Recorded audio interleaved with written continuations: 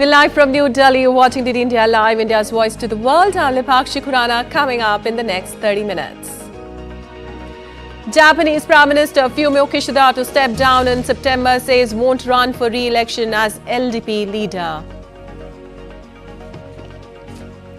Judgment Day for Thailand Prime Minister Srettha Thavisin's court to rule on dismissal case. Ukraine continues to advance deeper into Russia's Kursk region. US calls Ukrainian incursion a real dilemma for Putin. As tension escalates, Israel issues new evacuation orders for southern Gaza. Meanwhile, US approves a sale to Israel of $20 billion weapon packages.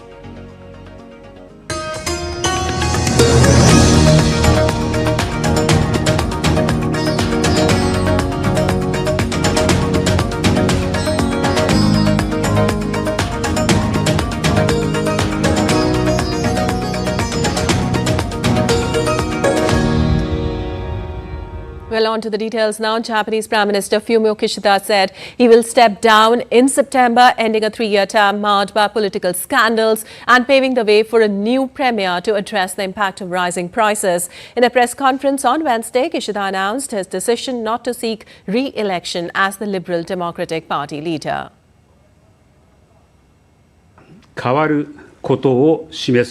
The most obvious first step to show that the Liberal Democratic Party will change is for me to step aside. I will not run for the upcoming presidential election. I will continue to support the new leader who will be elected through the presidential election as a comrade. This has been on my mind since the incident first occurred. Now that the diplomatic schedule for the time being has settled, I would like to make a clean break by stepping aside and moving on to support the presidential election. 組織の長として責任を取ること。 His decision to quit triggers a contest to replace him as party boss and by extension as the leader of the world's 4th biggest economy. Kishida's public support eroded amid revelations about the party's ties to the controversial Unification Church and more recently unrecorded political donations made at LDP fundraising parties. In another break from the past, Kishida also eschewed corporate profit-driven trickle-down economics in favor of policies aimed at boosting household incomes, including wage hikes and promoting share ownership. And Thailand's Constitutional Court is set to decide the fate of Prime Minister Srettha Thavisin in a ruling that could see him dismissed after less than a year in office and plunge the country into deeper political uncertainty. Srettha, a real estate tycoon and no background in politics, is the subject of a complaint from ex-senators appointed by the former military government who say he violated the constitution when he gave a cabinet post to a former lawyer who was once jailed. If Srettha is removed, the 500-seat Parliament must convene to choose a new Prime Minister, with the prospect of more upheaval in a country dogged for 2 decades by coups and court rulings that have brought down multiple governments and political parties.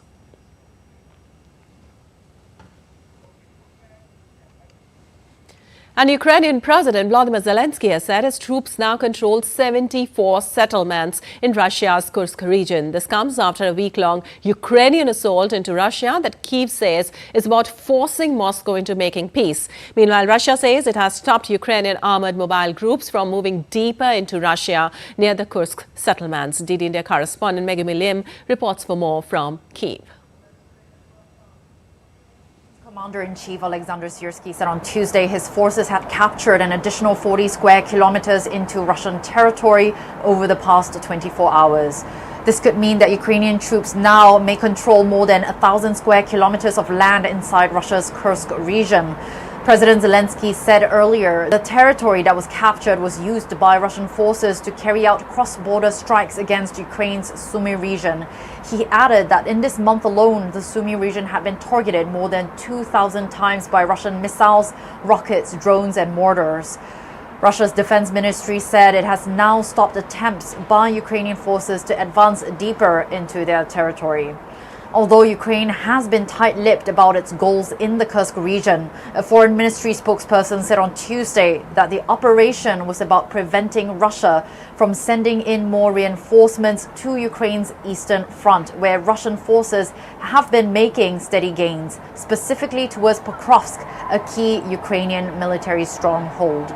But fighting has not relented there. The Ukrainian military said Russian forces had stepped up their attacks in that sector. There were reportedly 52 battles on the Pokrovsk front over a 24-hour period, an increase from the average 28 to 42 battles a day. It remains to be seen whether or not the impact of the assault will bring some or any relief to Ukrainian soldiers fighting in Ukraine's east. Megumi Lim in Kiev reporting for DD India. While reiterating that U.S. officials are in constant touch with the Ukrainians, U.S. President Joe Biden said that Ukraine's military incursion into Russia has created a real dilemma for Russian President Vladimir Putin.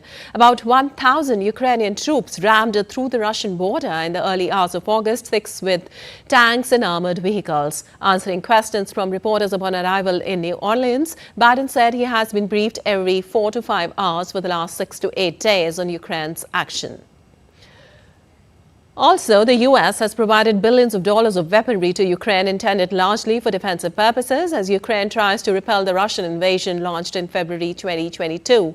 Biden in May authorized Kyiv to launch U.S.-supplied weapons at military targets inside Russia that are supporting an offensive against the northeastern Ukrainian city of Kharkiv. Well, as the tension escalates in West Asia, the Israeli military on Tuesday issued new evacuation orders for southern Gaza. The Israeli military has ordered people living in more areas of Khan Yunis in southern Gaza to immediately evacuate as it prepares to act forcefully. The Israeli military spokesperson has released an updated version of the color-coded map of Gaza that orders the evacuation of more blocks designated by the Israeli military.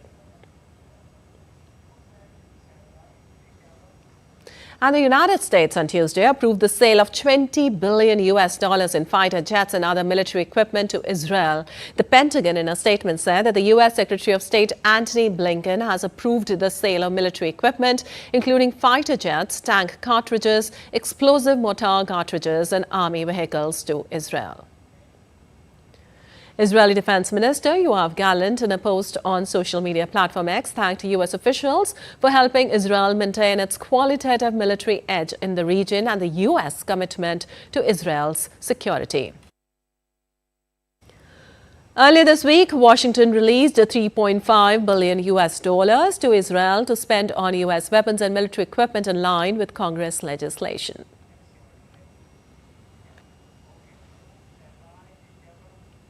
Well, diplomatic efforts are in overdrive to try and bring tensions down in the Middle East amid fear Iran could carry out a strike on Israel as early as this week. Some of U.S. President Biden's top officials are now on the ground in a bid to avert a large-scale regional war. Sarah Coates has more from Tel Aviv. An extremely dangerous time in the region as Israelis brace for this anticipated promised Iranian attack in the wake of the assassination of the head of Hamas's Politburo, Ismail Haniyeh, which Tehran blames on Israel, despite Israel not coming out to claim it. Now, over the past day, Hamas has actually fired a rocket into the center of Israel right here in Tel Aviv, that long-range missile actually falling in the sea just behind me. Now, as we go to where diplomacy is in overdrive, Amos Hochstein, a senior U.S. advisor, he is in Beirut, the U.S. Secretary of State Antony Blinken in Israel, and also there's Brett McGurk in Egypt ahead of these key peace talks happening on Thursday, as these diplomats and these key negotiators really try and get this deal across the table for a ceasefire and a release of these Israeli hostages in a bid to try and diffuse tensions. Now, it does remain unclear as to whether Hamas will actually be sending a delegation. It previously said it wouldn't, but there is a lot of pressure from these key mediators like the Egyptians for the group to actually send some of its members to sit down at the table and try to make a deal with Israel. But once again, certainly a very dangerous time in the region. Still no change in directive from the Israeli military, although what we are being told is to know where a shelter is that would be close by. Sarah Coates in Tel Aviv for DD India. All right, and moving on, the Greek government says a dangerous wildfire that broke out on the outskirts of Athens has been turned into scattered hotspots. According to reports, the body of a 64-year-old woman was discovered in a factory in the northern suburbs of the Greek capital on Tuesday. DD India's correspondent Giles Gibson from Rome reports more on the relief efforts. Hundreds of firefighters have spent the last few days battling the most intense wildfire that Greece has seen so far this summer. After an official request from the Greek government to the European Union, additional resources have also been sent by nearby countries. So France, Italy, Serbia and several other neighbouring countries have sent a mixture of planes, helicopters and crews of firefighters to help their Greek colleagues on the ground. Meanwhile, the European Commission has also said that its strategy over the last few years or so has been to try to anticipate where extra resources will be needed during wildfire season in the summer. Even before the Greek government formulated any request for additional assistance, our pre-positioned firefighters had already been on the ground, moved to the Attica region, contributing to the efforts on the ground along with the local first responders. So this is something that we've been doing for 3 years now, pre-positioning firefighters in countries or in areas where we think forest fires are highly likely, and Greece is of course one of these countries. This fire first broke out in a place called Varnavas, which is a village about 30 kilometres to the north of the Greek capital. And in the immediate hours after the fire broke out, strong winds in the area helped to whip up the flames and actually spread the fire to other areas, with eyewitnesses reporting flames as high as 25 metres. Those winds did then drop in the next couple of days, which helped firefighters as they were trying to get the blaze under control. However, temperatures are set to remain extremely high in that area over the next few days or so, with forecasters predicting a high of 38 degrees Celsius in the Greek capital on Wednesday. And forecasters are also saying that those winds, those strong winds, could return once again, so local authorities are remaining on very high alert. Giles Gibson in Rome reporting for DD India. Well, Africa's top public health body declares Mpox as public health emergency of continental security. The Africa Centers for Disease Control and Prevention warns spread of the viral infection at an alarming rate, which is transmitted through close contact and causes flu-like symptoms. Well, delivering a statement at the United Nations Security Council high-level debate, India's Deputy Permanent Representative to the UN, R. Ravindra, strongly asserted that African representation in both permanent and non-permanent categories will be an indispensable part of UNSC for a more representative and effective council. For the G4, the primary reason for the underperformance of this critical institution remains the non-representation of Africa, Latin America and the Caribbean, and the underrepresentation of Asia Pacific in the permanent category. As such, we are convinced that African representation in both permanent and non-permanent category will be an indispensable part of UNSC reform for a more representative and effective council. We as G4 continue to support fully these legitimate demands and aspirations from the people of Africa. G4's relationship with Africa is anchored in trust and mutual respect and is focused on ensuring that Africa finds its rightful place in a new age of reformed multilateralism. Well, moving on, U.S. President Joe Biden announced on Tuesday a $150 million federal investment to develop technology that will help surgeons more effectively remove cancerous tumors. This funding is the latest boost to Biden's Cancer Moonshot, a program led by the President and First Lady aimed at reducing the U.S. cancer death rate by at least half by 2047. During his visit to New Orleans, Biden emphasized the importance of data sharing in transforming the fight against cancer. Today, we're announcing $150 million ARPA-H funding for some of the nation's cutting-edge cancer research institutions. That includes right here at Tulane University. We just met with one of your research teams and we saw 3D views of tumors. It's incredible. It's a roadmap doctors can follow during surgery, unlike anything they've seen before. And right now, surgeons determine how to remove cancerous cells and protect vital organs, nerves, and blood vessels without clear view of them. There's still more to do, but we know we can do it. And still to come in this edition of DD India Live. India's President Draupadi Murmu to address the nation today on the eve of 78th Independence Day. Speech to be broadcasted today at 7 p.m. IST.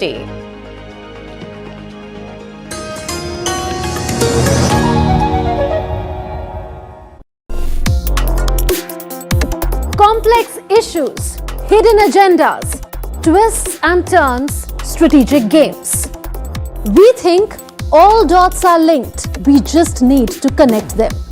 Join me every week as I connect the dots to unravel hidden designs in statecraft, mysteries, and decode issues that matter to you.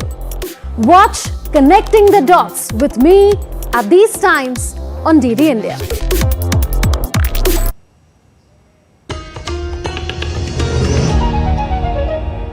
Welcome back. You're watching DD India Live. I'm Lipakshi Khurana, and moving on, Defence Minister Rajnath Singh held a high-profile meeting at South Block this morning. The meeting was over the security situation in J&K, which involved Chief of Army, NSA, Defence Secretary and DGMO.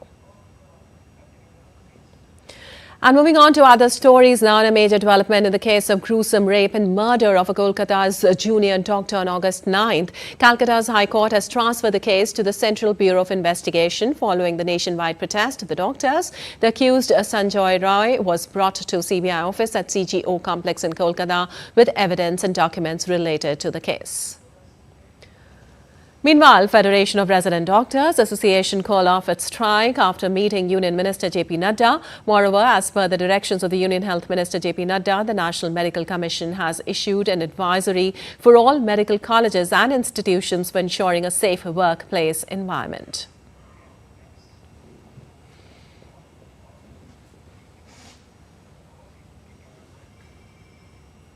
And India's President Draupadi Murmu will address the nation today on the eve of 78th Independence Day. The speech will be broadcast today at 7 p.m. IST across all the entire national network of Akashvani and telecasted on all Doordarshan channels. The President's address will initially be aired in Hindi, followed by an English version. Following this, regional language broadcast will be presented by Doordarshan's regional channels, ensuring the message reaches a diverse audience across the country. Additionally, Akashvani will broadcast the regional language versions at 9:30 p.m. on its respective regional networks.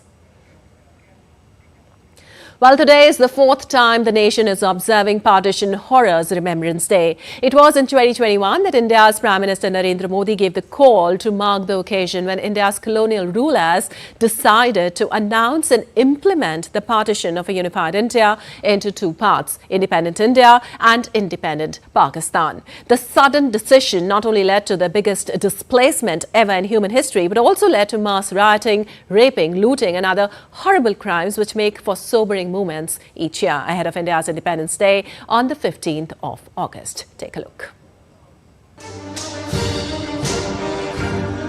The 14th of August 1947, a date recorded in the pages of history in infamy as it crossed all limits of inhumanity, cruelty and barbarism. The partition of a unified India into two independent nations of Bharat and Pakistan remains a painful scar of its colonial past. Official records say communal clashes during the throes of partition claimed over 1 million lives. 55,000 Hindu and Sikh women were either abducted or raped. The tussle between Muhammad Ali Jinnah and the Congress party leadership at that time led to the partition of India.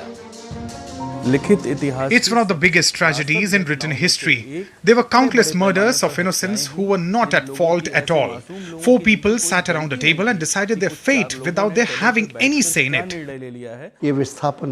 This was not displacement, it was a massacre. Only the lucky survived, but even after having survived, they lost their parents, brothers, sisters, everything. They were left alone in this world. This cannot be termed displacement at all. India's Prime Minister Narendra Modi gave a call in 2021 to mark Partition Horrors Remembrance Day on the 14th of August to pay tribute to all those who lost their lives and were displaced from their roots due to India's partition. The aim was to make the current and future generations more aware of the painful memories associated with the partition. अब से हर वर्ष 14 अगस्त को विभाजन विभीषिका स्मृति दिवस के रूप में याद किया जाएगा। जो लोग विभाजन के समय अमानवीय हालात से गुजरे, जिन्होंने अत्याचार सहे, जिन्हें सम्मान के साथ अंतिम संस्कार तक नसीब नहीं हुआ, उन लोगों का हमारी स्मृतियों में जीवित रहना भी उतना ही जरूरी है। The present central government has also done the work of preserving the memories of the horrors of partition.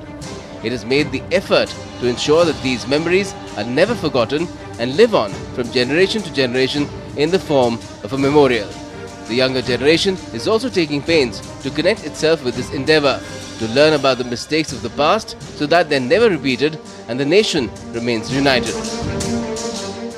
I want that our younger generation should remember the sacrifices made by our freedom fighters and our forefathers. There are things here which we hadn't read about in our textbooks. Everything is explained and depicted very vividly, and it tells us all about the painful experiences people went through in that phase. The partition led to the largest displacement in human history in the world, impacting over 20 million people. People had to leave their ancestral homes and other assets behind.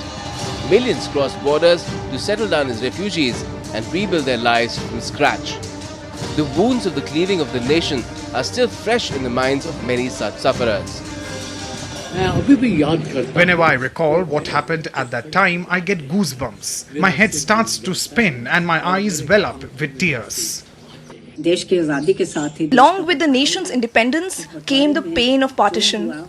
But the way it unfolded, the kind of circumstances it created, cannot be recounted. The pain of the nation's partition can never be forgotten. While celebrating its independence, a grateful nation also pays homage to those sons and daughters of the motherland who lost their lives in the frenzy of retribution following the partition. Gautam Roy, DD India. While sharing a post on X, Prime Minister Narendra Modi wrote, and I quote, "On Partition Horrors Remembrance Day, we recall the countless people who were impacted and greatly suffered due to the horrors of partition. It is also a day to pay tributes to their courage, which illustrates the power of human resilience. A lot of those impacted by partition went on to rebuild their lives and attain immense success. Today, we also reiterate our commitment to always protect the bonds of unity and brotherhood in our nation," unquote. And as India celebrates its hard-fought freedom, it is crucial to remember the countless women who played pivotal roles in the country's struggle for independence. Let's take a look at this report by DD India's correspondent, Kriti Vadhera. India's fight for the freedom was not just a struggle against colonial rule but also a testament to the resilience and bravery of countless individuals, including many remarkable women. These women broke barriers, challenged norms and led to the nation toward independence with unparalleled dedication. From leading armed revolts to mobilizing masses through non-violent means, their contributions were instrumental in shaping India's destiny. Annie Besant, an Irish woman, played a crucial role in India's fight for self-rule. She became a prominent leader in the Indian National Congress. Her intellectual rigor and passion for India's cause earned her the title of Lokmata, or Mother of the People. Sister Nivedita was a disciple of Swami Vivekananda. She devoted her life to the cause of India's independence and the upliftment of the masses. One of the earliest and most iconic figures in India's fight against British rule was Rani Lakshmibai of Jhansi in 1857. During the First War of Indian Independence, she led her troops into the battle with exceptional courage. Known as the Nightingale of India, Sarojini Naidu was not only a gifted poet but also a formidable political leader. She played a key role in civil disobedience movement. Rajkumari Amrit Kaur, a member of Indian royalty, was a staunch advocate of women's rights and a key figure in India's freedom movement. She was actively involved in the Dandi March and the Quit India movement. While many prominent figures led from the front, countless unnamed and unsung women contributed to the freedom struggle in their own ways. Women known, we know Hansa Mehta, we know Sucheta Kriplani, we know all these leaders. There's no dearth of leadership. But what is important is how the common women came forward. Across our country, women who were in different age group, 15, 16, they all came out and they were part of the entire movement. The movement spearheaded not only in the urban areas, but even in the countryside. We are so technology friendly in this age. And those days, a message could make wonders. And that's how it rallied people across the country. The journey of these women was fraught with challenges. They faced severe repression, imprisonment, and in some cases, even death. The British colonial regime used all means to suppress their voices, but these women remained undeterred. Their sacrifices laid the foundation for the rights and freedom that Indian women enjoy today. Kriti Vadhera's report for DD India. While Embassy of India and Nepal hosted a Kathak dance recital by Arpita Datta and a troupe from India as part of the celebrations of India's 78th Independence Day. The event was graced by Minister for Culture, Tourism and Civil Aviation of Nepal, Badri Prasad Pandey. It included distinguished members of the Government of Nepal, Nepal's Army Diplomatic Community, Cultural Fraternity, among others. The dance troupe will continue the Nepal tour with performances scheduled in Birgunj, Hitoda, Biratnagar and Pokhara over the coming days.